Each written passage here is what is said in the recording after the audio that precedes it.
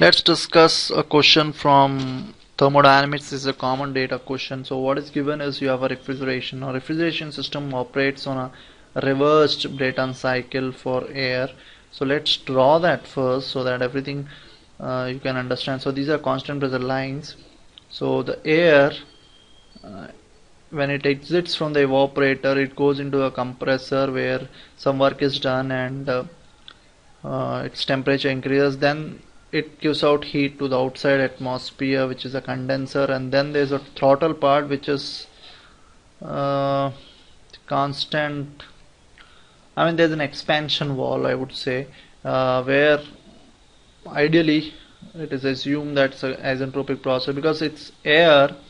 I mean, in normal refrigerant cycle, it will be a throttling which is constant enthalpy, but it's a air which operates on a reversed Brayton cycle.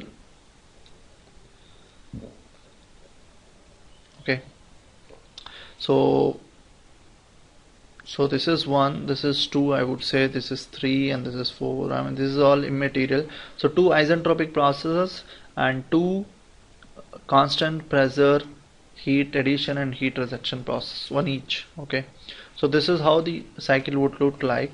Now what is given is that the working fluid. So this is part 1, the 48th question.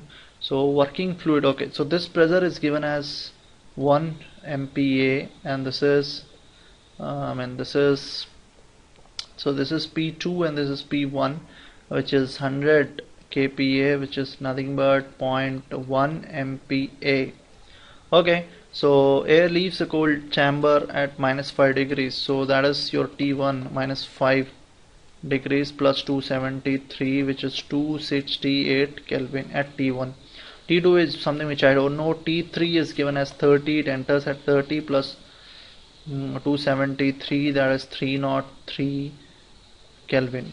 It produces a cooling effect. So Q, the heat addition in the Q41 is given as 2 megajoules per minute. Okay, now the mass circulated is given. So the heat supplied in process 4 to 1 is basically a constant pressure process, and hence I can write this Q41 to be dH. The constant pressure process, the change in heat transfer is enthalpy, so it's H1 minus H4, which is nothing but MCP T1 minus T4. Now the cooling rate is given, so it's only air. So what is in the first part I need to find out is the M.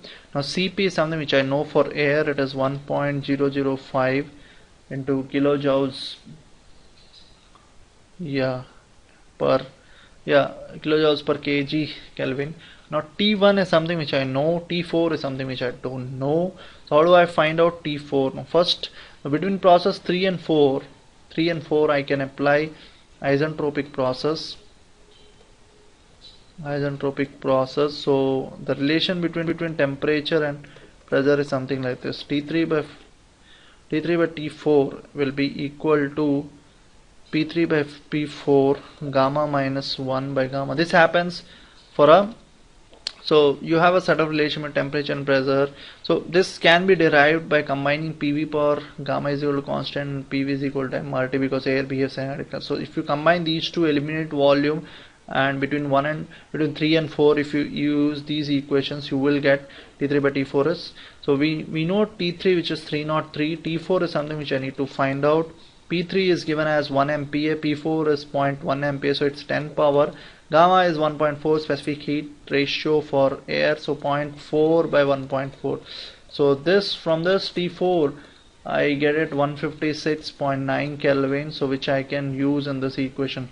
So now Q41 is something which is given as 2 megajoules by Cp T1 minus T4. This is my mass flow rate. So Q1 is 2 megajoules, so that is 2 into 10 power 6 megajoules per minute, and Cp is 1.005 kilojoules, so 10 power 3 per kg. So this is, I mean, just I can write joules per kg Kelvin. Okay, and T1 is minus 5, so 268 minus 156.9, 268 minus 150. So this is my mass flow rate. Remember, 268 minus 159. So the mass flow rate from this comes out to be 17.9 kg per minute. So let's look at the option for this. So it's close to 18. D is the answer for part A, that is 48. 17.9 close to 18. Thank you. Now we'll discuss part B. Thank you.